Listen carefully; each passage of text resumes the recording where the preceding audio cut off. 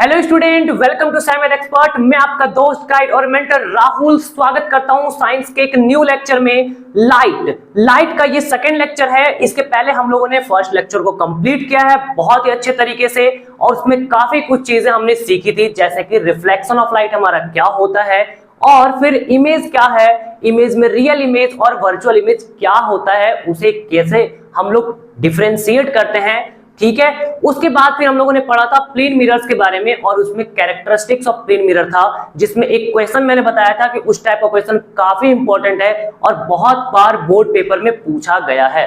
तो अगर अभी तक तुमने उस लेक्चर को नहीं देखा है, फर्स्ट लेक्चर को, तो जाओ, आई बटन पे लिंक आ रहा होगा और वहां पर जाके पहले उसे कंप्लीट कर लो। उसके बाद फिर हम लोग सेकेंड लेक्चर स्टार्ट करेंगे। ओके, तो देखो सेकेंड लेक्चर हमारा जो है वो लाइट का, इसमें हम लोग पढ़ने जा रहे हैं मिरर्स के बारे में, स्फेरिकल मिरर्स के बारे में।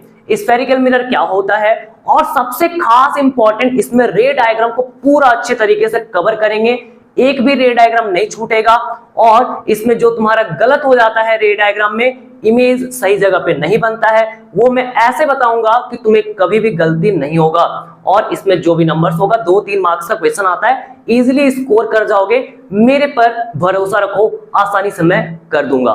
तो चलो स्टार्ट करते हैं, देखते हैं सबसे पहले हम लोग का टॉपिक क्या है। पहला टॉपिक है reflection of light from spherical mirror. Spherical mirrors में लाइट का रिफ्लेक्शन कैसे होता है। तो सबसे पहले हम लोग ये समझते हैं कि स्फेरिकल मिरर होता है क्या है भाई। अरे प्लेन मिरर तो हमने समझा था। प्लेन मिरर क्या था, एक सीधा स्ट्रेट जो हमारा मिरर होता है उसी को हम लोग तो बोलते हैं spherical mirror, sorry plane mirror बोलते हैं। स्फेरिकल मिरर क्या है, तो देखो तुमने जरूर देखा होगा जब हॉस्पिटल्स के बाहर में या फिर कोई कॉर्नर में, तुम्हारा बेसिकली हॉस्पिटल के कॉर्नर में जो सड़क होता है, सड़क के कॉर्नर में एक टाइप का मिरर लगाया रहता है, कुछ इस टाइप से उभरा हुआ टाइप का रहता है, ऊपर से बाहर से। तो वो जो मिरर है ना, वो बेसिकली स्फेरिकल मिरर है, क्योंकि वो कर्व है थोड़ा। ठीक है, तो जो भी तुम्हारा मिरर्स कर्व होता है उसे हम लोग क्या बोलते हैं, स्फेरिकल मिरर्स बोलते हैं। ठीक ना, तो यहां पर हम लोग देख सकते हैं कि रिफ्लेक्टिंग सरफेस जो होगा, रिफ्लेक्टिंग सरफेस क्या है भाई, रिफ्लेक्टिंग सरफेस है कि लाइट आया और वहां से बाउंस बैक होगा, उसे बोलते हैं।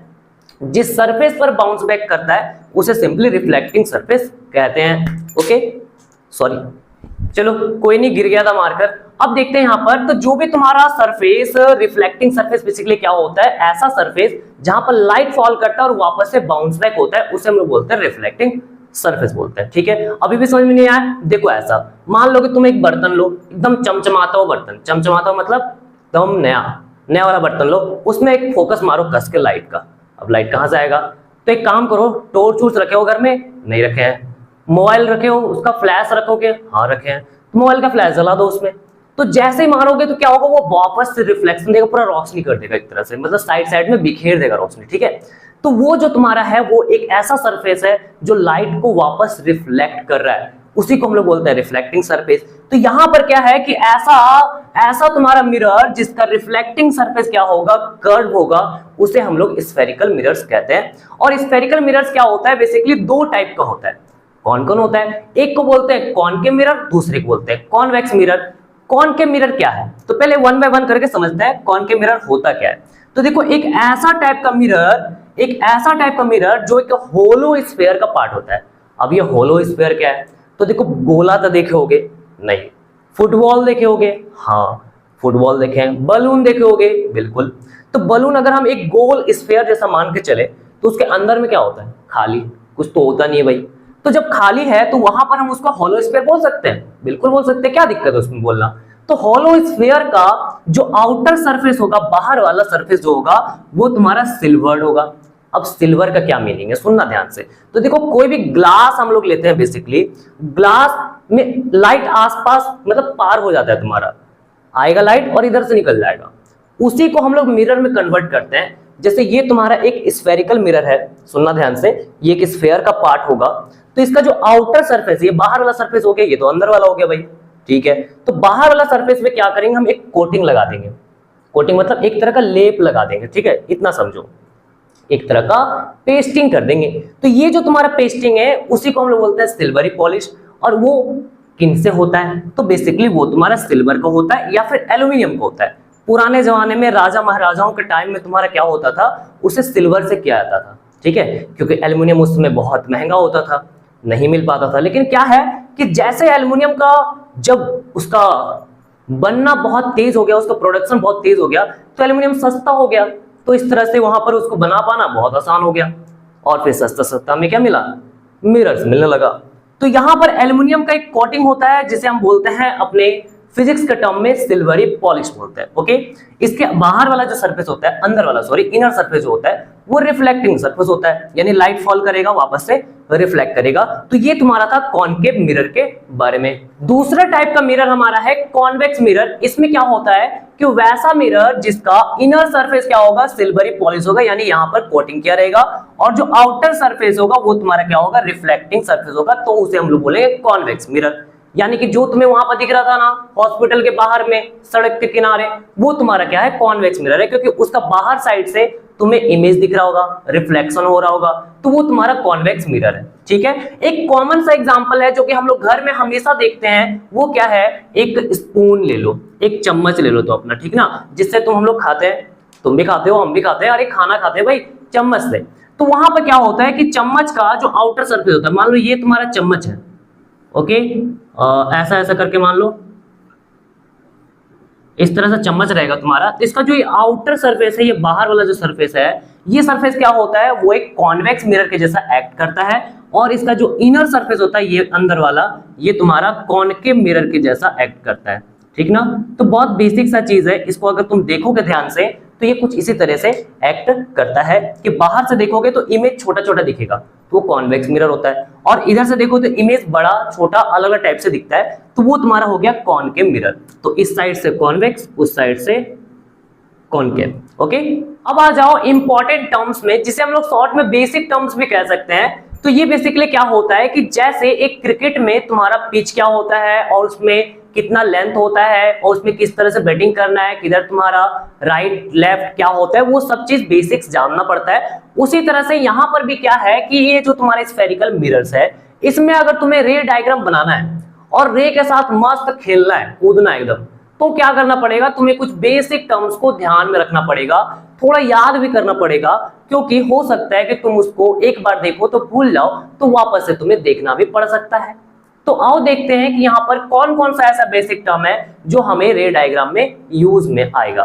तो पहला तुम्हारा है, जो भी मिरर्स होता है उसको एक बार फिर से देख लो। ये किस टाइप का मिरर है, ये एक मिरर था तुम्हारा जिसमें आउटर सरफेस में तुम्हारा सिल्वरी था, सिल्वर पॉलिश था, यानी कि कोटिंग था तुम्हारा। इसको हम ऐसे डैश डैश लाइन खींच के दिखाते हैं, और इसका जो इनर सरफेस पार्ट है वो तुम्हारा रिफ्लेक्टिंग होता था। ठीक है, तो यहाँ पर क्या है कि ये जो हमारा स्फेरिकल मिरर्स है, ये कोई ना कोई भाई होलो स्फीयर का तो पार्ट होगा, तो जिस होलो स्फीयर का पार्ट होगा उसका सेंटर को हम लोग क्या बोलेंगे, सेंटर को क्या बोलेंगे, सेंटर ऑफ कर्वेचर बोलेंगे, सी से रिप्रेजेंट करते हैं।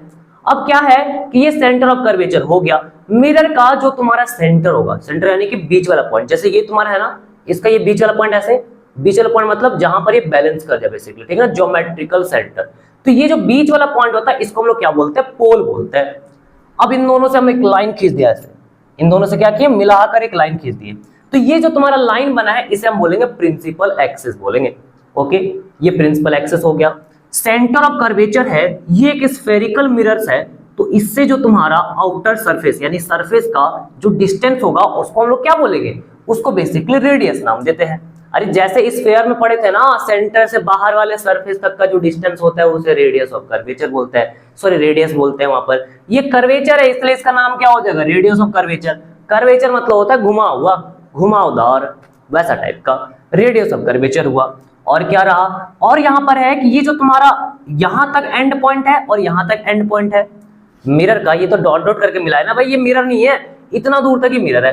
तो अगर मैं लाइट एक्सपोज करूं इस तरह से, लाइट को ऐसे में भेजूं, ऐसे करके भेजूं, तो फिर कितना दूर तक लाइट जाएगा और रिफ्लेक्शन करेगा, ये तो आएगा इतना, इतना ही दूर तक करेगा ना। इसके बाहर जो लाइट जाएगा वो तो पास हो जाएगा, सीधा बाहर निकल जाएगा, अंदर तो आएगा नहीं, रिफ्लेक्शन करेगा नहीं। तो ये m से n तक का जो तुम्हारा परपेंडिकुलर ये एक तरह से डिस्टेंस होता है प्रिंसिपल एक्सिस के, वो हम कहते हैं अपर्चर। क्या कहते हैं, अपर्चर। तो अपर्चर मतलब होता है कि वो लाइट में कितना एक्सपोज है, कितना लाइट मिरर पे पड़ रहा है, उसे हम लोग बोलेंगे अपर्चर।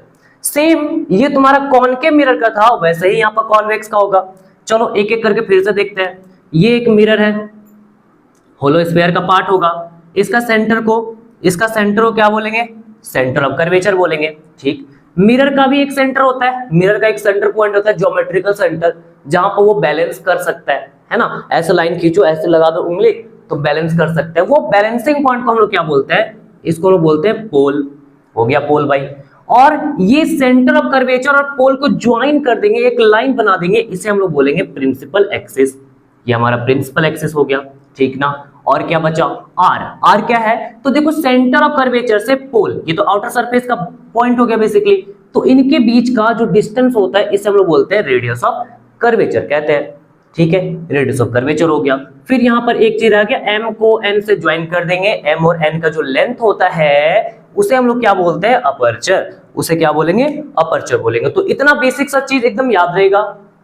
अब आ जाओ इसका डेफिनेशन देख लो। ये तुम्हारा पांचों डेफिनेशन दिया हुआ है। अगर इन पांचों में बोला जाए कि किसका डेफिनेशन ज्यादा इंपॉर्टेंट है जो पूछा जाएगा एग्जाम में, तो एक तुम ये ले लेना प्रिंसिपल एक्सिस का, और एक ले लेना तुम सेंटर ऑफ कर्वेचर का। ठीक है, इसको ही बोल सकते हो। ये अगर तुम्हारा डबल स्टार में अगर डेफिनेशन में रहेगा तो ये तुम्हारा पोल जो होगा वो सिंगल स्टार में डेफिनेशन में आ जाएगा। ठीक है, तो डेफिनेशन अच्छे से लिख लेना, देख लेना कैसे हो रहा है। जो मैंने अभी बताया वही चीज है, इसको बस मैं थोड़ा समझा दूं ना। अपर्चर का diameter of the part of a spherical mirror exposed to the incident line. ये तुम्हारा मिरर था, मिरर का बेसिकली वो एम और एन को ज्वाइन कर रहे थे, उसी को यहाँ पर डायमीटर वर्ड करके यहाँ पर यूज कर रहा है। ठीक ना, तो वो डायमीटर जो होगा वहीं पर तुम्हारा लाइट एक्सपोज है, लाइट वहीं पर जाएगा, फॉल करेगा और रिफ्लेक्शन मिलेगा, तो उसे हम बोलते हैं अपर्चर। ओके, याद रहेगा ना। चलो, दो तीन बेसिक टर्म और हैं जो कि बहुत ज्यादा इंपॉर्टेंट है, तो आओ उनमें से एक पहले देखते हैं। यहाँ पर दो टाइप का मिरर मैंने बना दिया है, एक तुम्हारा कॉनकेव मिरर है और दूसरा कॉन्वेक्स मिरर है। ठीक ना, कॉनकेव में क्या होता है कि आउटर सरफेस तुम्हारा क्या होता है, पॉलिश होता है, और कॉन्वेक्स में क्या होता है, इनर सरफेस तुम्हारा पॉलिश होता है, ध्यान रखना। ठीक ना, इन दोनों का सेंटर पोल होता है, फिर ये कोई स्फीयर का पार्ट होता है, उसका सेंटर ऑफ कर्वेचर होता है, इन दोनों को लाइन ज्वाइन कर देते हैं, तो ये बन जाता है हमारा प्रिंसिपल एक्सिस। ठीक ना, यहां तक हो चुका था। अब क्या करेंगे ना, हम लोग लाइट को फॉल करवाएंगे, लाइट को क्या करवाएंगे, इस पे दे मारेंगे कस के एकदम लाइट को ठाई से। ठीक है, तो यहां पर क्या है कि लाइट को अगर हम कुछ इस तरह से लेकर जाते हैं, बहुत दूर से लाइट को लेकर आते हैं और इस तरह से रिफ्लेक्शन करवाते हैं। बहुत दूर मतलब कितना दूर, अरे बहुत दूर। अगर मान लो तुम इतना छोटा सा मिरर रखो तो 10 किलोमीटर, 2 किलोमीटर, 3 किलोमीटर दूर से लाइट फोकस मार रहा है, या फिर 1 किलोमीटर या 500 मीटर, मतलब दूर होना चाहिए, रिलेटिवली बहुत लार्ज होना चाहिए। तो वहां से जब लाइट रे को फोकस करोगे तो ये लाइट रे क्या होता है, यहां पर इस मिरर पे फॉल करेगा और आफ्टर रिफ्लेक्शन ये कन्वर्ज होता है। कन्वर्ज मतलब क्या होता है, ये आया जूम, आया और जूम, मतलब मुड़ जाएगा, बेंड करेगा। ठीक है ना, अंदर की ओर बेंड करेगा, उसी को बोलते हैं कन्वर्ज करना। तो ये अंदर की ओर कुछ इस तरह से बेंड करता है, ऐसे करके। तो ये जो बेंडिंग हुआ है लाइट का, इसी को हम लोग बोलते हैं रिफ्लेक्शन ऑफ लाइट। और जिस पॉइंट पे बेंड हुआ है, ये पॉइंट ही ज्यादा इंपॉर्टेंट होता है, बस इसे ध्यान रखना। इस पॉइंट को हम लोग बोलते हैं प्रिंसिपल फोकस बोलते हैं। ठीक है, इसी तरह से ये तुम्हारा, ये तो इसमें कॉनकेव का हो गया।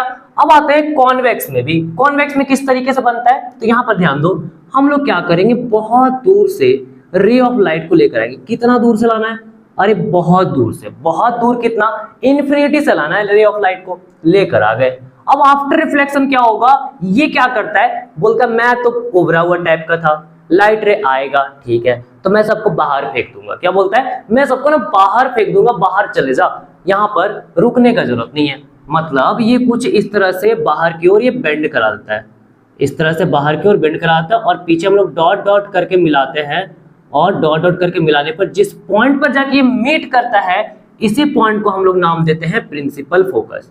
तो देखो ये कुछ ऐसे जाएगा, थोड़ा अच्छे से बन जा, बिल्कुल बन गया अच्छे से। तो ये पॉइंट हमारा प्रिंसिपल फोकस, इसको भी यहाँ पर ऐसे करके मिला लो और इसको बाहर की ओर लेके चले जाओ। लाइट रे आया, ये तुम्हारा डाइवर्जिंग मिरर होता है, बेसिकली ये डाइवर्ज करता है। लाइट रे फॉल किया, उभरा हुआ सरफेस था, बोला मैं अंदर क्यों नहीं मुड़ सकता हूं, बाहर की ओर मुड़ जा, ठीक ना, बाहर की ओर मुड़ जा। अरे ऐसा था ना, ऐसे जाओगे तो क्या होगा, इधर मुड़ोगे, और ऐसे जाओगे तो क्या होगा, ऐसे मुड़ोगे। तो इस तरह से बाहर की ओर मुड़ना तुम्हारा डाइवर्जिंग कहलाता है, और इस मिरर को हम लोग डाइवर्जिंग मिरर भी कह सकते हैं। पीछे हम लोग डॉट डॉट करके मिलाए, डॉट डॉट करके, क्योंकि ये तो मिरर चलता आया था, ये तो हमारा जो रेज है चलता जाता चलता जाता चलता जाता, कहीं मिलता क्या भाई, मिलता क्या, तुम खुद बताओ, मिलता क्या, नहीं ना मिलता। तो यहाँ पर क्या करेंगे हम लोग, पीछे डॉट डॉट डॉट करके मिलाएंगे, ठीक है। और वो जिस पॉइंट पर कटेगा इसे हम लोग बोलेंगे प्रिंसिपल फोकस बोलेंगे। तो दोनों का समझ में आया, इसका प्रिंसिपल फोकस लेफ्ट में और इसका प्रिंसिपल फोकस राइट में आता है। तो यहां पर क्या है कि लेफ्ट में जो हमारा प्रिंसिपल फोकस आता है इसे कॉनकेव मिरर में इसे हम बोलते हैं रियल फोकस, और जो हमारा राइट में आता है इसे हम लोग बोलते हैं वर्चुअल। ठीक है, वर्चुअल इमेज और रियल इमेज के बारे में समझे थे। मिरर के सामने में जो इमेज बनता है उसको बोलते हैं रियल, मिरर के पीछे बनता है उसको बोलते हैं वर्चुअल। सेम टाइप से यहाँ पर भी है, मिरर के पहले फोकस है तो रियल, मिरर के बाद में फोकस है तो वर्चुअल। इसे हम लोग क्या बोलेंगे, कन्वर्जिंग मिरर भी, और इसे डाइवर्जिंग मिरर बोलेंगे, क्योंकि ये रेज को डाइवर्ज कर दे रहा, अरे बाहर की ओर ले जा रहा ना, इसलिए उसको बोलेंगे। ठीक ना, तो ये इसका डेफिनेशन हो गया। ओके, अब आ जाओ, इसमें एक और टर्म होता है फोकल लेंथ। फोकल लेंथ क्या है, the distance between the pole and principal focus of a spherical mirror. एक स्फेरिकल मिरर का जो तुम्हारा पोल और प्रिंसिपल फोकस के बीच का जो डिस्टेंस होता है इसे हम लोग फोकल लेंथ बोलते हैं, और काफी इंपॉर्टेंट है तुम्हारा फोकल लेंथ, इसको ध्यान रखना। अब यहाँ पर एक और चीज इंपॉर्टेंट होता है, ये प्रिंसिपल फोकस का definition.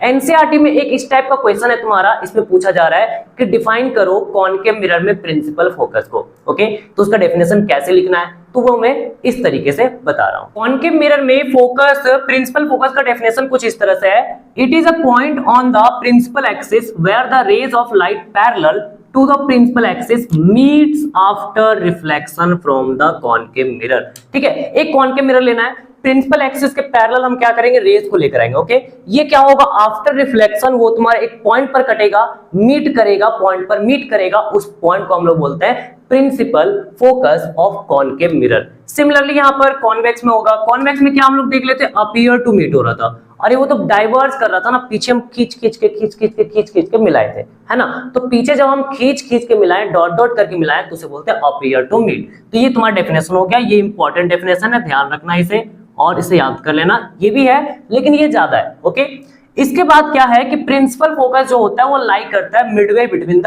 Pole and centre of curvature. ये रास्ता सेंटर ऑफ कर्वेचर, ये पोल रहा, इनके बीच में क्या होता है, फोकस पॉइंट आ जाता है। अब ये कहां से आया, तो ये तुम्हारा पूरा एक्सपेरिमेंटल प्रूफ है, हमें बस याद रखना है कि सेंटर ऑफ कर्वेचर और पोल के बीच में आता है फोकस।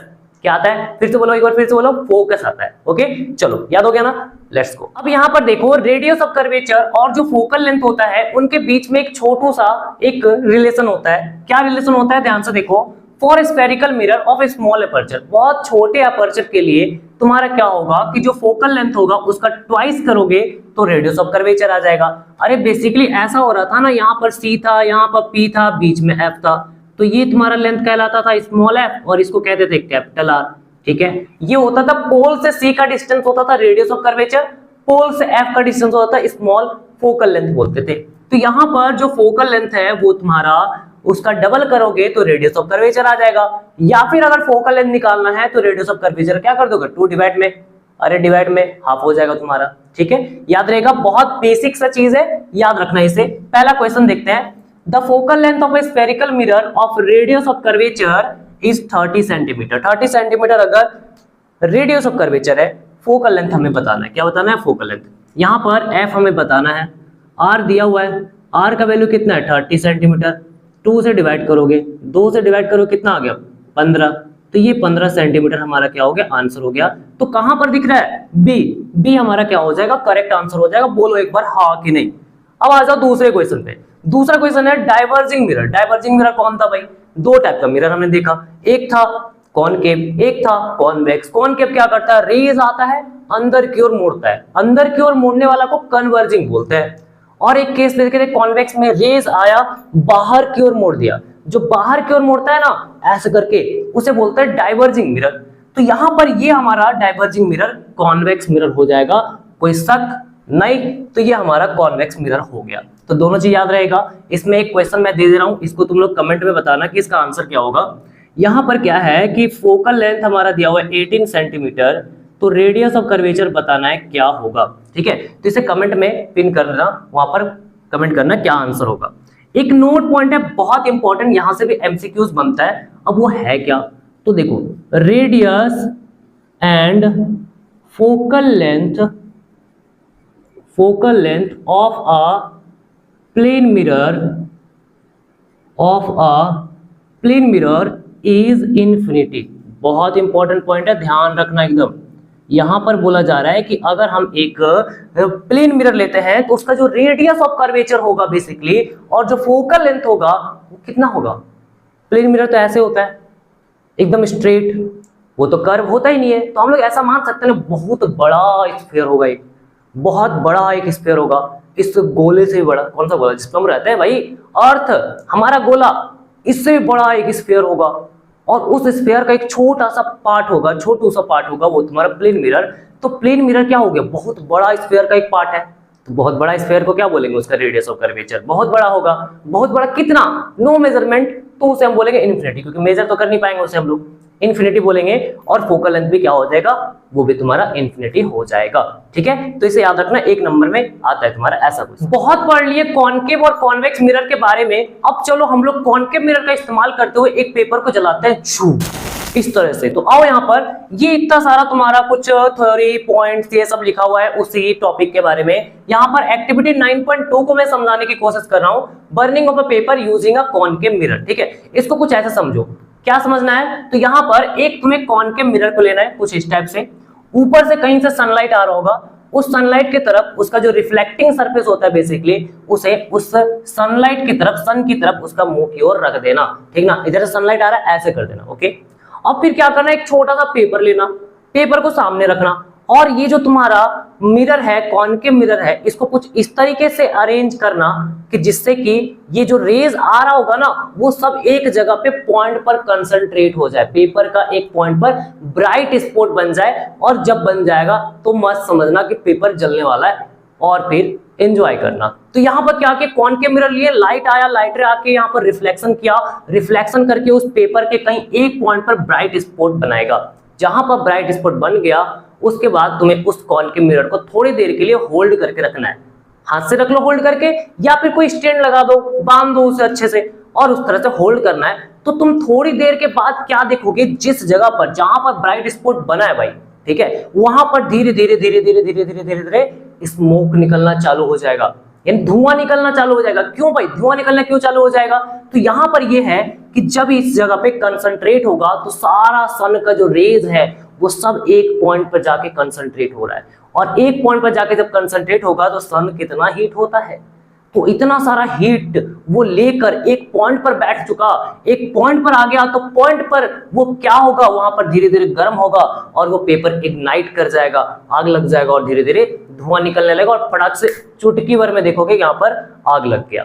ओके, तो ये चीज तुम्हारा था कॉनकेव मिरर का इस्तेमाल करते हुए पेपर में आग लगाना। ओके, चलो अब हम लोग आगे देखते हैं। सबसे ज्यादा इंपॉर्टेंट और आज के लेक्चर का जो सबसे ज्यादा गेनर वाला टॉपिक है वो तुम्हारा है image formation by spherical mirror. Spherical mirrors में इमेज फॉर्मेशन कैसे बनता है, किस तरीके से होता है, और इसमें क्या शॉर्ट ट्रिक है जिसके जरिए हम आसानी से याद रख सकेंगे, तो उन सभी चीजों के बारे में डिस्कस होगा। अभी पहले कुछ बेसिक जो तुम्हारा रूल्स है रे डायग्राम को बनाने का, उसको जल्दी से देख लेते हैं फटाफट। तो आओ यहाँ पर पहले रूल को समझते हैं। फर्स्ट रूल क्या कह रहा है, rays coming parallel to the principal axis. Principal axis के पैरेलल अगर रेज आएगा तो आफ्टर रिफ्लेक्शन वो फोकस से चला जाएगा, फोकस पॉइंट से क्या होगा, आफ्टर रिफ्लेक्शन वो गुजर जाएगा। ठीक ना, ये वही है तुम्हारा जो अभी पहले हम लोगों ने फोकस पॉइंट को निकालने वक्त हम लोगों ने इस्तेमाल किया था। ठीक है, प्रिंसिपल एक्सिस के पैरेलल आया था, आफ्टर रिफ्लेक्शन वो फोकस से गुजर गया था। सेम चीज यहां पर भी होता है, प्रिंसिपल एक्सिस के पैरेलल हमने रेज ऑफ लाइट को भेजा, और आफ्टर रिफ्लेक्शन ये क्या हो रहा है, डाइवर्स। ये तो डाइवर्स करेगा ना भाई, डाइवर्जिंग मिरर है, तो ये डाइवर्स कर दिया, लेकिन पीछे तो हम लोग डॉट डॉट करके मिलाते हैं, जिसे बोलते हैं अपीयर टू मीट, और ये हमारा होता है फोकस। तो दोनों रूल याद रखना, ये तुम्हारा क्या है, सॉरी फर्स्ट रूल हमारा है, दोनों में याद रखना कि कैसे हम लोग यहाँ पर ड्राइंग कर रहे हैं, बहुत इंपॉर्टेंट है। रूल्स अगर नहीं याद रहा तो तुम्हारा रे डायग्राम अच्छे से नहीं बन पाएगा, और जैसे जैसे मैं लेकर जा रहा हूं वैसे वैसे ही याद रखना है, और यही तुम्हारे लिए इंपॉर्टेंट है। ओके, तो पहला हो गया क्लियर, पहले से जान गए हो कैसे करना है। दूसरा तुम्हारा इसका जस्ट रिवर्स है, क्या करना है, रे को फोकस पॉइंट से लेकर जाना है। जब फोकस पॉइंट से लेकर जाओगे तो क्या होगा, प्रिंसिपल एक्सिस के पैरेलल, ये प्रिंसिपल एक्सिस के पैरेलल आया, फोकस से गुजर गया, फोकस से लेके जाएंगे तो प्रिंसिपल एक्सिस के पैरेलल चला जाएगा, ये तुम्हारा फोकस से गया, प्रिंसिपल एक्सिस के पैरेलल हो गया। सिमिलरली यहाँ पर फोकस से जाएगा, ये फोकस से जाएगा कुछ इस तरह से, इसी का उल्टा करना है, फोकस से आया प्रिंसिपल एक्सिस के पैरेलल चला जाएगा। बात क्लियर है या नहीं, ये दोनों पॉइंट क्लियर है। तो देखो हम लोग इमेज जो बनाते हैं, ड्रॉ करते हैं, उसमें बेसिकली 2 ठो रे का इस्तेमाल होता है। अभी मैंने 2 रूल बताया है, 2 रूल और है, यानी 4 रूल तुम्हारे पास है। 4 में से कोई भी 2 ठो का इस्तेमाल करो और रे डायग्राम बना डालो। फर्स्ट वाला इंपॉर्टेंट है, इसको याद रखना, इसका हमेशा हम लोग यूज करेंगे फर्स्ट वाला का।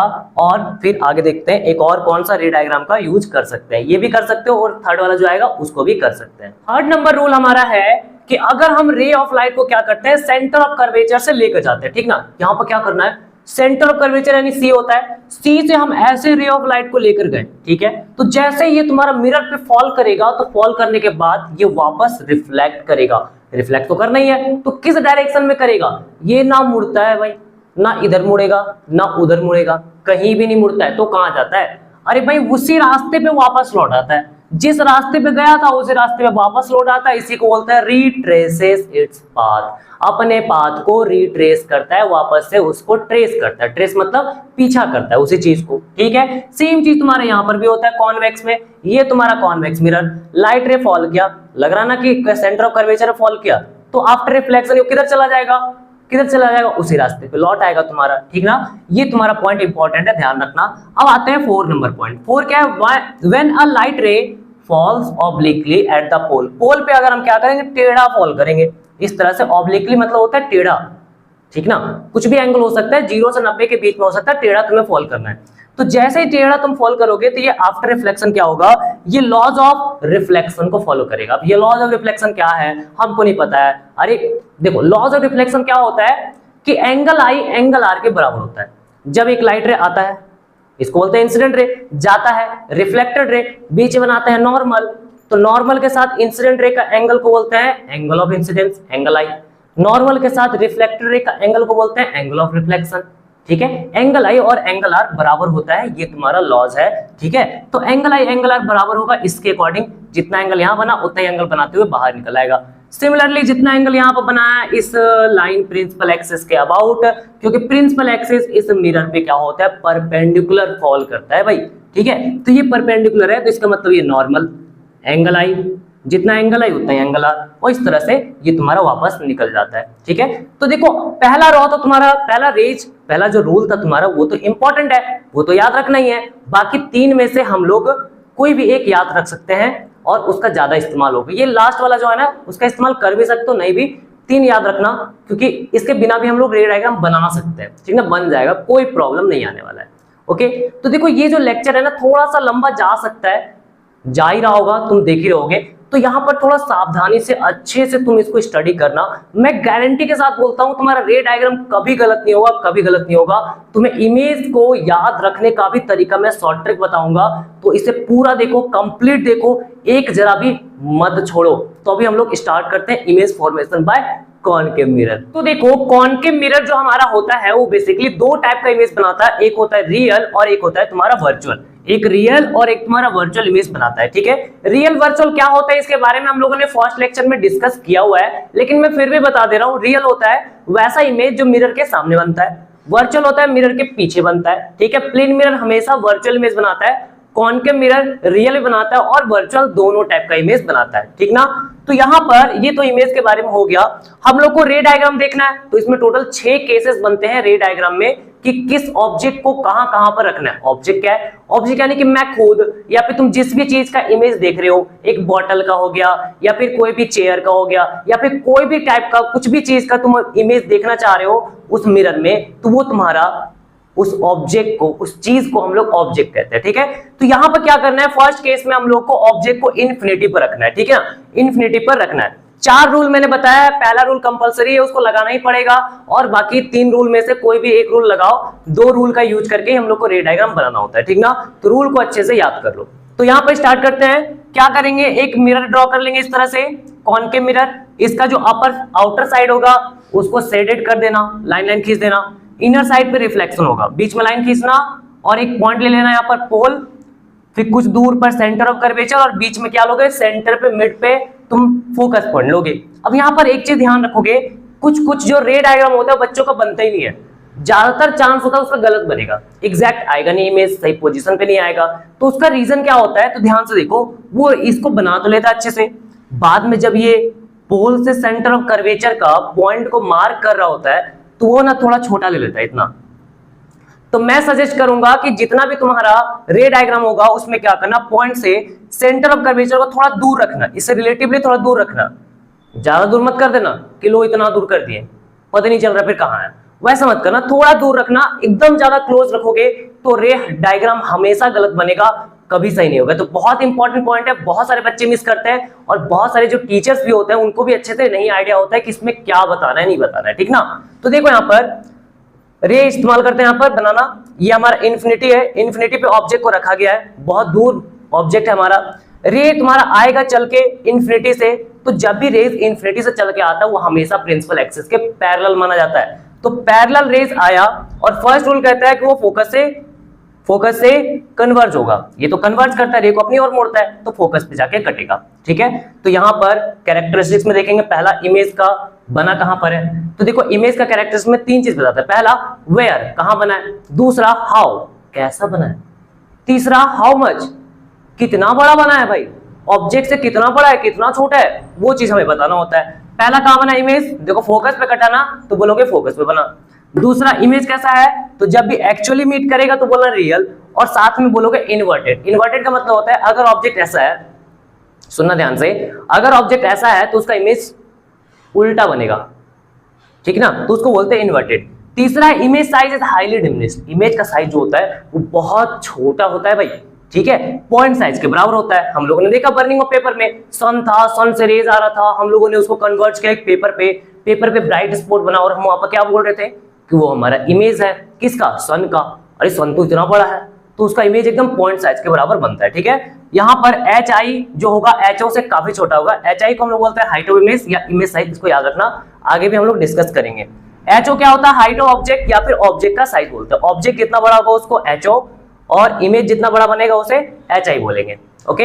इसके बाद हम लोग का है केस नंबर 2, जिसमें हम लोग क्या करेंगे, ऑब्जेक्ट को और पास लेकर आएंगे और धीरे धीरे हम ऑब्जेक्ट को और पास लेते हुए जाएंगे और इमेज भी बनाते हुए चलेंगे, ठीक है। तो दूसरा केस है कि when object is beyond C, C के बियॉन्ड मतलब सी से दूर रखना है, जैसे यहां पर दिख रहा है क्या है, ये सी है, ये एफ है और पी है, पी और सी के बीच में तुमको एफ पॉइंट बनाना है, इतना बात क्लियर है। सी के बियॉन्ड तुमको ऑब्जेक्ट को रखना है, ठीक है। तो यहां पर 2 रे का इस्तेमाल करेंगे, तो ध्यान से देखो, पहला रे क्या है, फर्स्ट रे हमारा होगा फर्स्ट रूल का, फर्स्ट रूल में क्या पढ़े थे, प्रिंसिपल एक्सिस से पैरेलल जाएगा, फोकस से गुजर जाएगा।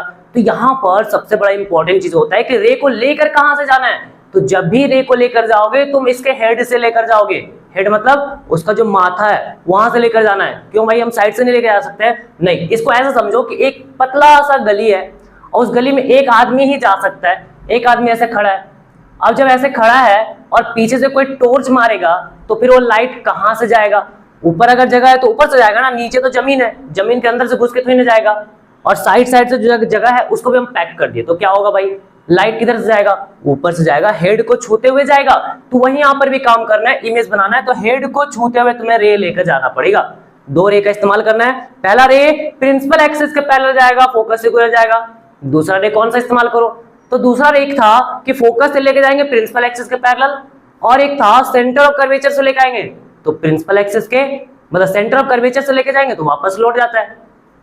और लास्ट वाला क्या था, लॉज ऑफ रिफ्लेक्शन, ठीक है। तो यहां पर क्या है कि एक तो हम लिए फर्स्ट वाला और हम सेकंड वाला, रे को लेके गए फोकस से आफ्टर रिफ्लेक्शन और प्रिंसिपल एक्सिस के पैरेलल, देखो दोनों एक जगह पे कट किया ना, मीट किया, इस पॉइंट को ए डैश नाम दोगे, ये ए था तो ये ए डैश, यहां से लाइन खींच दोगे ऊपर, ये बन जाएगा बी डैश हमारा, ठीक है। तो ये इमेज बन गया।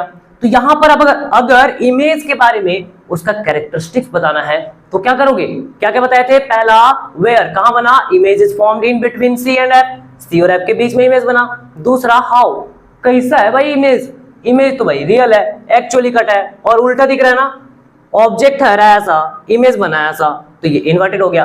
तीसरा इमेज का साइज, हाउ मच, इमेज का साइज क्या दिख रहा है, इतना बड़ा था और ये इतना बड़ा तो नहीं है, छोटा है, तो ये छोटा बना है, इमेज का साइज डिमिनिश होगा, छोटा होगा।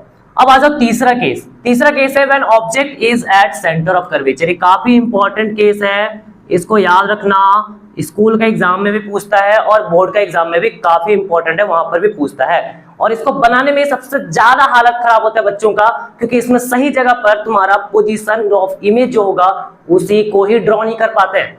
क्यों नहीं हो पाता है? तो यहाँ पर थोड़ा सा ऑब्जर्व करो, तुम लोग गलती क्या करते हो। तो वो कुछ इस तरह से लेफ्ट साइड में तुम्हें दिख रहा होगा। गलती वहां पर क्या है कि तुम जब मिरर को बनाते हो और मिरर से जब सी पॉइंट को लेते हो तो वो काफी छोटा ले लेते हो, इस कारण से इमेज ना सही पोजीशन पे नहीं आ पाता है। वहीं अगर हम दूसरे केस में ले, कॉपी में बना के दिखा रहा हूं, वहीं अगर दूसरे केस में ले, हम क्या किए, जो तुम्हारा पोल था उससे सेंटर ऑफ कर्वेचर को काफी दूर लिए, उसके बाद फिर इमेज को रखे। कहां पर रखना है इमेज को? सेंटर ऑफ कर्वेचर पर रखना है। तो जैसे वहां पर रखोगे उसके बाद फिर उसके अकॉर्डिंग रे डायग्राम बनाओगे तो एकदम एग्जैक्ट आएगा, कोई भी गलती होने चांसेस नहीं है। ठीक है, तो वही चीज यहां पर भी हो रहा है। हम क्या करेंगे, पोल से काफी दूर सेंटर ऑफ कर्वेचर रखेंगे, बीच में फोकस। रे कौन सा इस्तेमाल करेंगे? पहले प्रिंसिपल एक्सिस के पैरेलल जाएगा, फोकस से गुजर जाएगा। दूसरा फोकस से लेके जाएंगे, प्रिंसिपल एक्सिस के पैरेलल होगा। दोनों एक जगह पे कट किया, ये कटिंग पॉइंट ए डैश और इसको मैच करेंगे, सी पर ही मैच होगा, एग्जैक्ट, याद रखना। तो image is formed at C, image कहां बना? सी पर। दूसरा इमेज कैसा है? अरे रे आपस में कटा ना, कटा तो क्या होगा? रियल और इन्वर्टेड। ठीक है, तीसरा इमेज का साइज, जितना बड़ा ऑब्जेक्ट उतना ही बड़ा इमेज बन रहा है। देखो यहाँ पर ध्यान दो, इतना बड़ा ऑब्जेक्ट था, इतना बड़ा ही इमेज बना है। तो इमेज का साइज इक्वल है ऑब्जेक्ट का, दोनों ही क्या है हमारा? बराबर है। तो बात समझ में आ गया? तो इसको एकदम ध्यान रखना। और जैसे मैंने कॉपी में बताया है, क्योंकि बोर्ड में थोड़ा सा अलग टाइप का हो जाता है, तो कॉपी में बता दिए और वहां पर से देख सकते हो और उसी को कॉपी कर लेना। अब देखो केस नंबर 4। केस 4 में क्या करेंगे, ऑब्जेक्ट को और पास लेकर आएंगे। सी पर था, अब ऑब्जेक्ट को क्या लेकर आ जाओ? Between C and F, C और एफ के बीच में ऑब्जेक्ट को लेकर आएंगे। दो रे का इस्तेमाल करना है। पहला रूल एकदम याद रखना, वो हर जगह पर लगेगा। प्रिंसिपल एक्सिस के पैरेलल गया तो फोकस से गुजर गया। सेकंड क्या करोगे इस्तेमाल? तो जो नजदीक में दिखे उसका कर लो। फोकस से लेके जा सकते हैं, बिल्कुल, तो फोकस से लेकर जाओ और प्रिंसिपल एक्सिस के पैरेलल होगा। तो देखो ये कहीं पर मीट किया ना, कट किया ना आपस में, जिस जगह पे कट किया उसको ए डैश, उसको प्रिंसिपल एक्सिस से परपेंडिकुलरली फॉल करा लो। परपेंडिकुलर लाइन खींचना, ठीक ना, परपेंडिकुलर। स्केल का यूज करना, अच्छा बनेगा, कभी दिक्कत नहीं आएगा। तो ये पीछे खींच देंगे तो ये तुम्हारा बी डैश हो गया। तो यहां पर देख रहे हैं ऑब्जेक्ट छोटा है, इमेज बड़ा है। तो चलो अब कैरेक्टरिस्टिक देख लेते हैं। पहला, इमेज कहां बना है? बियॉन्ड सी, सी के दूर बनाना तो सी के बियॉन्ड। इमेज कैसा है? रियल और इन्वर्टेड। एक्चुअली कट किया भाई तो रियल और इन्वर्टेड होगा। तीसरा, इमेज का साइज जो होगा मैग्नीफाइड होगा। मैग्नीफाइड मतलब जब कोई चीज बड़ा बनता है तो उसको हम लोग अपने फिजिक्स में क्या बोलते हैं? मैग्नीफाइड बोलते हैं या फिर इनलार्ज बोलते हैं। तो यहाँ पर एच आई एच ओ से बड़ा हो जाएगा। ओके, बात समझ में आ गया? इसके बाद है केस नंबर 5। इसमें क्या करना है? ऑब्जेक्ट को फोकस पे रखना और नजदीक लेकर आएंगे। बीच में तो रख लिए कहीं पर भी, अब सीधा फोकस पे आ गया। यहां पर भी दो रे का इस्तेमाल करेंगे। एक रे तुम्हारा प्रिंसिपल एक्सिस के पैरेलल फोकस से गुजर गया। एक बात क्लियर है, पहला रूल का इस्तेमाल हो गया। दूसरा कौन सा इस्तेमाल करोगे? तुमको लग रहा होगा फोकस से लेके चल जाए, सब जगह तो फोकस से लेके जा रहे थे। अरे भाई फोकस पे तुम खड़ा ही है, तो जब फोकस पे खड़े हो तो फिर फोकस से कैसे लेके जा सकते हो? ऊपर से ऐसा तो नहीं जाएगा, नहीं जाएगा ना। तो क्या करोगे? तो यहां पर हम एक और रूल, लास्ट वाला रूल इस्तेमाल कर सकते हैं, या फिर हम सी से ऐसे लेकर जा सकते हैं। ठीक है, तो थोड़ा सा इसको बड़ा बनाना पड़ेगा मिरर को। अगर वो नहीं करना है तो सीधा ऑब्लिकली फॉल करो। 4th number rule, law of reflection, जितना एंगल आई बनेगा उतना एंगल आर और बाहर निकाल दो। तो ये दोनों को जब बनाओगे ना तो ये तुम्हारा प्रिंसिपल ये दोनों रेज क्या होगा? आपस में पैरेलल हो जाएगा। और जब भी पैरेलल रेज बनता है तो कटेगा कहां भाई? यहां पर अगर हम इसको काटने की कोशिश करेंगे तो कहां कटेगा? तो ये अगर एक रेल के पटरी को देखोगे दूर से, बहुत दूर से, तो लगेगा एकदम दूर में जाके ना मिल रहा है। तो बेसिकली ये भी तुम्हारा कहीं ना कहीं जाके मिलेगा, इन्फिनिटी पे मिलेगा, लेकिन मिलेगा जरूर। तो यहाँ पर कैरेक्टरिस्टिक में क्या बताओगे? पहला, इमेज जो बना है इन्फिनिटी पे। दूसरा, इमेज क्या है? रियल और इन्वर्टेड, क्योंकि मिलेगा कहीं ना कहीं दूर में जाके मिलेगा, रियल होगा तो इन्वर्टेड। फिर तीसरा क्या? इमेज का साइज होगा हाईली मैग्नीफाइड या इनलार्ज, बहुत बड़ा होगा इमेज का साइज। अरे ऑब्जेक्ट इतना बड़ा था, इमेज तो बहुत दूर बन रहा है ना। कहाँ बन रहा है? एकदम दूर, दिल्ली दूर बन रहा है, इन्फिनिटी बन रहा है। तो इन्फिनिटी पे जब बन रहा है तो बहुत बड़ा बनेगा इमेज। जैसे ऑब्जेक्ट तुम्हारा सन वो बहुत बड़ा था, उसका इमेज छोटा बना था। इमेज छोटा ले रहे इन्फिनिटी पे, ऑब्जेक्ट छोटा ले रहे इन्फिनिटी पे, उसका इमेज बन रहा है तो बहुत बड़ा बनेगा ना। जस्ट रिवर्स में जा रहे हैं तो ये बहुत बड़ा बनेगा, तो image size is highly magnified होगा। ओके, लास्ट केस बचा हुआ है कॉनकेव मिरर का, 6 नंबर केस। इसमें क्या करना है कि ऑब्जेक्ट को हम लोग को पोल और फोकस के बीच में रखना है। ये रहा पोल और यह फोकस, इनके बीच में ऑब्जेक्ट को रखेंगे, क्योंकि यही लास्ट है। हम लोग इन्फिनिटी से यहाँ पर लेकर आए, फिर सी पर, फिर एफ के बीच में, सी और एफ के बीच में, फिर एफ पर, और कहाँ जाएगा? फिर इसके बीच में आएगा, पी और एफ के बीच में। तो जब ऑब्जेक्ट को रखोगे तो यहाँ पर छोटा ऑब्जेक्ट का साइज बनाना, इन्हें कितना बड़ा बना दिए, वो नहीं करना है, छोटा बनाना है। और उसके बाद जो प्रॉपर्टीज पढ़े वही इस्तेमाल होगा। पहला, प्रिंसिपल एक्सिस के पैरेलल जाएगा तो आफ्टर रिफ्लेक्शन ऑफ फोकस से गुजर जाएगा। काम क्लियर हुआ पहला चीज, ओके। दूसरा क्या करोगे, देखो फोकस से नहीं लेके जा सकते, रिवर्स में तो नहीं जाना है। अरे पीछे लाइट को कहां से लेके जाओगे भाई, कहां से लेके जाओगे, नहीं लेके जाओगे। यहाँ पर दो तरीका है, एक तो ऑब्लिकली फॉल करो वो एक तरीका, और एक तरीका सेंटर ऑफ कर्वेचर से लेके जाओ। तो दो में से कोई भी लगा सकते हो, मैं सेंटर ऑफ कर्वेचर से लेके जा रहा हूँ। सेंटर ऑफ कर्वेचर से लाइट गया, आफ्टर रिफ्लेक्शन उसी रास्ते पे लौट आता है, रिट्रेस कर लेता है। तो ये क्या हो रहा है, दोनों रे ना ऐसे जा रहा है, ऐसे, और ये ऐसे निकलते जा रहे हैं इस तरह से। तो इस तरह से ये तो पूरा ऐसे आया और फिर धीरे धीरे धीरे धीरे फैल रहा है। तो जब फैल रहा है पूरा एकदम आगे अलग अलग डायरेक्शन में निकल रहा है, तो उस केस में ये तो आगे कहीं कटेगा ही नहीं, दूर जा रहा है ना, ऐसे निकल जा रहा है। तो हम क्या करेंगे, पीछे डॉट डॉट डॉट डॉट करके मिलाएंगे, और जिस जगह पे मिलेगा उस पॉइंट को हम लोग ए डैश नाम देंगे, वहां से लाइन खींचेंगे और ये हमारा पॉइंट बी डैश हो जाएगा। बात क्लियर है, रे डायग्राम बन गया। अब इसमें कैरेक्टरिस्टिक देख लो। पहला, image is form behind the mirror, mirror के पीछे बना है। कहां बना है, अरे बस पीछे बना है भाई, पीछे तो कोई पॉइंट है ही नहीं, तो क्या बोलोगे, मिरर के पीछे बना है, सिंपल। दूसरा, image is virtual and direct, देखो हम डॉट डॉट करके मिलाए ना, मिरर के पीछे बनाना, तो वर्चुअल में तो वही कंडीशन था कि पीछे बनेगा। इरेक्ट मतलब होता है सीधा, ठीक है, इरेक्ट मतलब सीधा, वहां पर अपराइट भी यूज होता है कभी कभी वर्ड, ओके। तो यहाँ पर ऑब्जेक्ट ऐसा है, इमेज भी वैसा ही बना है, सेम टू सेम, तो उसे हम बोलेंगे इरेक्ट। तीसरा, इमेज कैसा है, मैग्नीफाइड है, इनलार्ज, बड़ा बना है, ऑब्जेक्ट इतना बड़ा है, इमेज इतना बड़ा है, तो ये बड़ा बना है, ठीक है। तो कॉनकेव मिरर हमारा कंप्लीट हो गया, A1 से लेकर 6 तक का बहुत अच्छे से किए हैं। इसको एक बार कॉपी में वापस से प्रैक्टिस करोगे, ठीक है, जितना बार तुम इसको प्रैक्टिस करोगे उतना अच्छा तुम्हारा कॉन्सेप्ट इसमें क्लियर होगा, और ये नंबर तुम्हारा छूटेगा नहीं, बहुत अच्छे से उठाओगे नंबर, और फ्री का नंबर है, उठा लोगे। अब आते हैं दूसरा, image formation by convex mirror, दूसरा टाइप का मिरर कॉन्वेक्स मिरर। इसमें जो इमेज बनता है वो हमेशा क्या होता है, वर्चुअल इमेज बनता है। वर्चुअल यानी कि हमेशा मिरर के पीछे ही इमेज बनेगा, आगे कभी नहीं बनता है, तुम लिख के ले लो, कभी नहीं बनेगा, ठीक है। तो पहला केस है कि जब ऑब्जेक्ट को हम लोग इन्फिनिटी पर रखेंगे, इसमें देखो पोल यहां पर होता है, राइट साइड में ही सेंटर ऑफ कर्वेचर होता है और राइट में ही फोकस होता है, इस साइड पे कुछ भी पॉइंट नहीं होता है, ठीक ना, याद रखना। तो यहां पर क्या किए हम, इन्फिनिटी पर ऑब्जेक्ट को रख दिए, रेज आएगा पैरेलल प्रिंसिपल एक्सिस के, आफ्टर रिफ्लेक्शन किधर से जाता है, फोकस पे अपीयर टू मीट होता है। फोकस पे क्या होता है, अपीयर टू मीट, पीछे डॉट डॉट करके मिला लोगे, पहले यहां से जहां पर फॉल क्यों, यहां से डॉट डॉट करके मिला लोगे, यहां से डॉट डॉट करके मिला लोगे, और स्केल का यूज करके आगे खींच दोगे, स्केल का यूज करके आगे खींच दोगे, ठीक है। इस तरह से तुम्हारा रे डायग्राम बन जाएगा। इमेज कहां बना है, कैरेक्टरिस्टिक जान लेते हैं। इमेज हमारा फोकस पे बना है, बिहाइंड द मिरर, मिरर के पीछे जो फोकस है वहां पर बना है। दूसरा, इमेज कैसा है, वर्चुअल और इरेक्ट। जब भी मिरर के पीछे बनेगा तो उसे वर्चुअल बोलोगे और साथ में इरेक्ट बोलोगे। रियल के साथ इन्वर्टेड चलता है, याद कर लो अच्छे से, थक गए हो क्या, अरे फुल एनर्जी रखो। रियल के साथ क्या बनता है, इन्वर्टेड। कॉनकेव मिरर में रियल के साथ इन्वर्टेड, कॉनकेव में भी वर्चुअल रहेगा तो इरेक्ट, और कॉन्वेक्स में तो ऑलवेज वर्चुअल इरेक्ट होगा, क्योंकि हमेशा मिरर के पीछे ही बनेगा इमेज। वर्चुअल के साथ इरेक्ट, रियल के साथ इन्वर्टेड। तीसरा पॉइंट है, image size highly diminish, image का साइज होगा हाईली डिमिनिश होगा, बहुत छोटा होगा, क्योंकि फोकस पे बन रहा है, पॉइंट पे बन रहा है, तो इसे हम पॉइंट साइज ले सकते हैं, HI HO से काफी छोटा होगा। बात समझ में आ गया। केस 2, ये तुम्हारा कॉन्वेक्स मिरर का लास्ट केस है, इसमें 2 ही केस बनता है, उससे ज्यादा केस बनता ही नहीं है, ठीक है। पहला केस इन्फिनिटी पर, और दूसरा केस होता है कि हम लोग इन्फिनिटी और पोल के बीच में, इन्फिनिटी और पोल के बीच में कहीं ऑब्जेक्ट को रख देंगे, ठीक है। रे डायग्राम कैसे बनाना है, पहला रूल, प्रिंसिपल एक्सिस के पैरेलल जाएगा, फोकस से गुजर जाएगा, फोकस पर डॉट डॉट करके पहले मिला लोगे, फिर ऐसे लाइन खींचकर ऐसे स्केल रखकर आगे की ओर बढ़ा दोगे, ठीक है। दूसरा क्या करोगे, तो दूसरा तुम ऑब्लिकली फॉल कर सकते हो, वो एक तरीका है, और एक तरीका है सेंटर ऑफ कर्वेचर पर लेके जाओ, ये पॉइंट पकड़ना और ये पॉइंट पकड़ना, स्केल लेना पकड़ के, इधर से पीछे मिरर के पीछे डॉट डॉट लाइन से मिलाओगे और आगे ऐसे लाइन खींच देना, जैसे इमेज, जैसे तुम्हारा रेज आएगा वैसे ही रे क्या होगा, वापस चला जाता है। सेंटर ऑफ कर्वेचर में ये रूल था ना, जैसे आया रे, रिफ्लेक्शन के बाद उसी रास्ते पे वापस लौट आता है।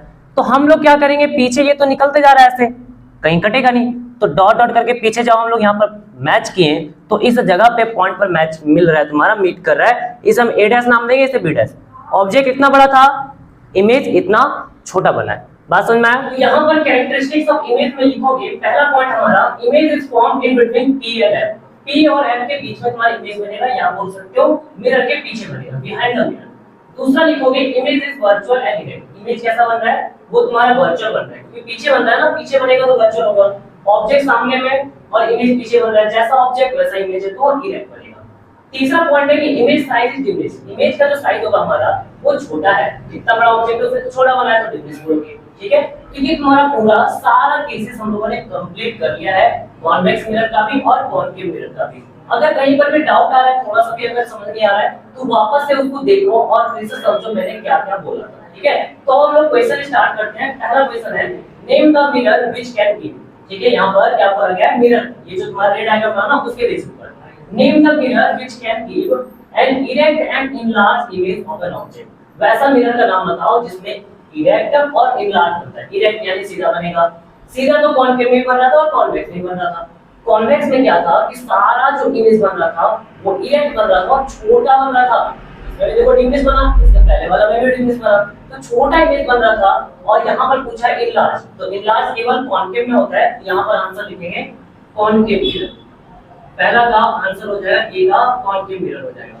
दूसरा है इरेक्ट एंड डिमिनिश, इरेक्ट चाहिए और डिमिनिश, इरेक्ट यानी सीधा चाहिए और छोटा चाहिए। सीधा और छोटा किसमें होता है, कॉन्वेक्स में होता है, तो इसका आंसर होगा कॉन्वेक्स मिरर हो जाएगा, ठीक है। दोनों टाइप के रे डायग्राम को पढ़ने के बाद हम लोगों ने पूरे अच्छे तरीके से कॉन्वेक्स मिरर और कॉनकेव मिरर का रे डायग्राम को समझ लिया, उसमें कहां पर किस तरीके का इमेज बनता है, कैसे रे डायग्राम को बनाना होता है और क्या पॉइंट ध्यान रखना है वो मैंने बताया कि तुम पोल से सेंटर ऑफ कर्वेचर को दूर में रखना, ठीक है। तब जाके कोई भी रे डायग्राम गलत नहीं बनेगा, एग्जैक्ट अच्छे से बनेगा तुम्हारा। अब देखो यहाँ पर मैंने तुम्हें शुरू में ही बता दिया था कि पूरा पढ़ने के बाद मैं तुम्हें शॉर्ट ट्रिक बताऊंगा, और तुम भी सोच रहे होगे पूरा पढ़ लिए, कुछ क्वेश्चन भी हो गया, पर अभी तक शॉर्ट ट्रिक भैया तो पता ही नहीं है। तो ऐसा नहीं है, शॉर्ट ट्रिक मैं लेकर आया हूँ। यहाँ पर देखो शॉर्ट ट्रिक हमारा क्या है, पहले कॉनकेव मिरर के बारे में बात करते हैं, ठीक है। ऑब्जेक्ट को अलग-अलग पोजीशन पर रख देते हैं ना, तो उस पोजीशन को लोग नंबर के जरिए डिनोट करेंगे और उसका इमेज जो बनेगा उसको उस हिसाब से बनाएंगे।